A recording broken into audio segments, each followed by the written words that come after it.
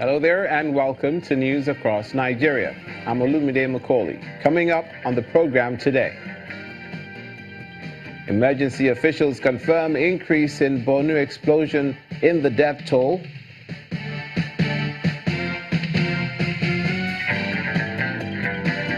Victims of Bauchi windstorm recount their losses.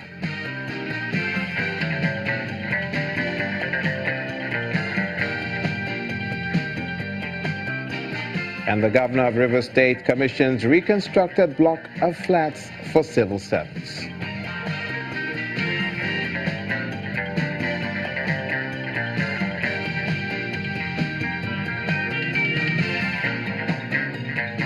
We'll begin today's edition in the northeastern region of the country, and it's a tragic outcome.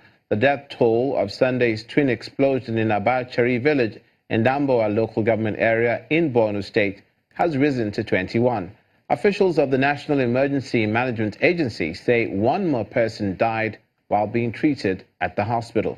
The agency had reported that 20 people were killed and 48 others injured in the explosion, out of which 12 are said to be in critical condition. The NEMA coordinator in the northeast, Mr. Bashir Galga, says other victims of the attack are recuperating.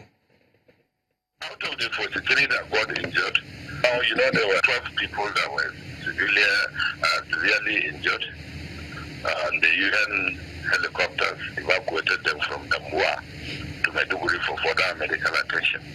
And from the reports reaching me today, one of them gave up the ghost, raising the total number of those killed to 21.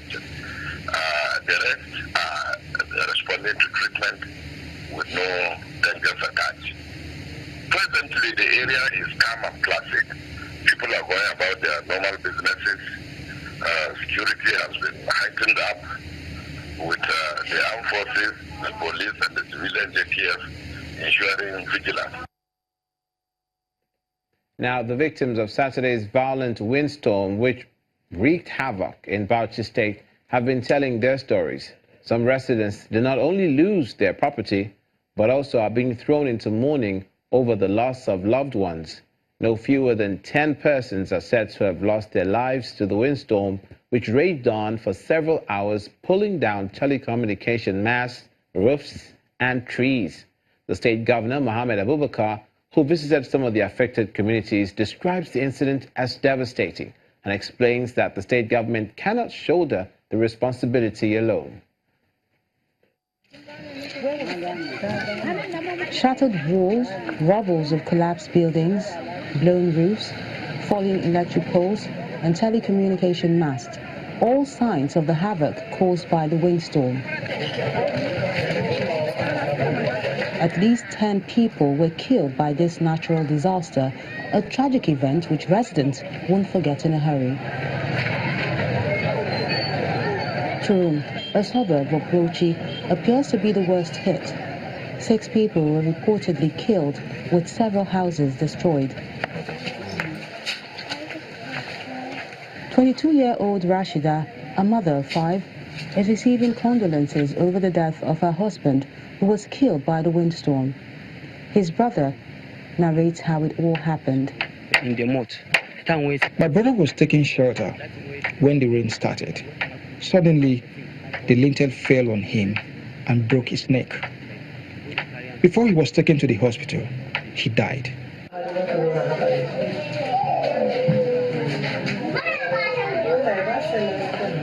Mimuna is another victim. She lies helpless in this room after a building collapsed on her. She can no longer walk, and the family cannot afford the hospital bills. She manages to mutter some words. I cannot move anywhere from my waist down to my legs, and whenever I try to, I feel pains as if my waist is expanding. We don't even know how to repair our houses.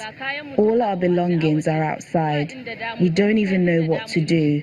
We've been sleeping in a friend's house. Another sad tale is that of 12-year-old Khadija Usman. She too sustained injuries that affected her lower limbs.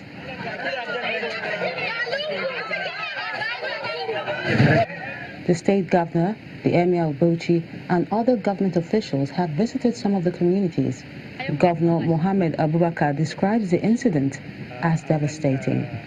I will now seek for an appointment with Mr. President and brief him adequately about what has happened to Bauchi State and solicit for his support.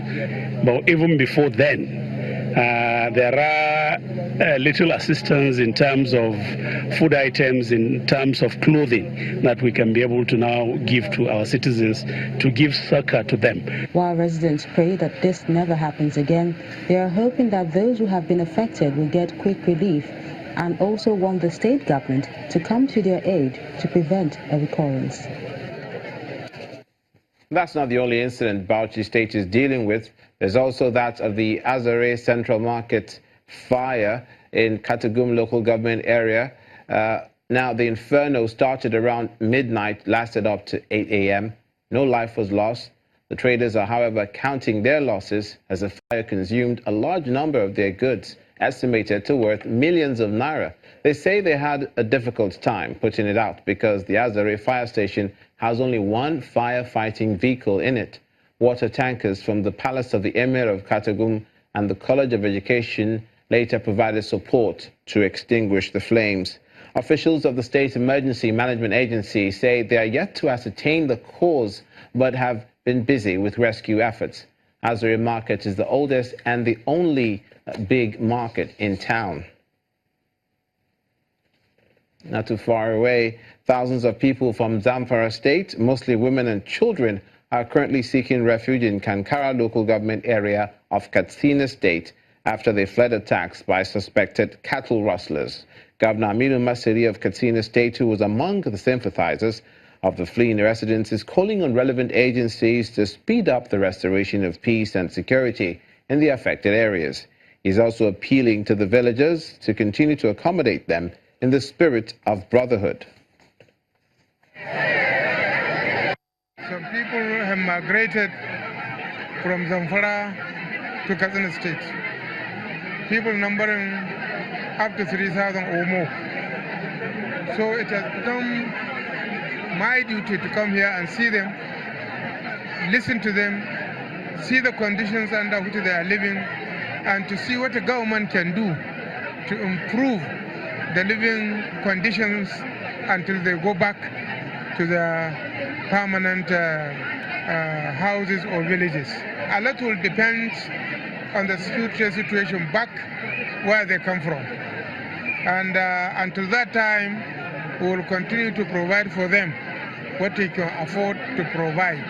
And we will also appeal to the villagers around to continue to accommodate them in the spirit of brotherhood, of which all of them are the same people, the same language, the same culture, the same religion.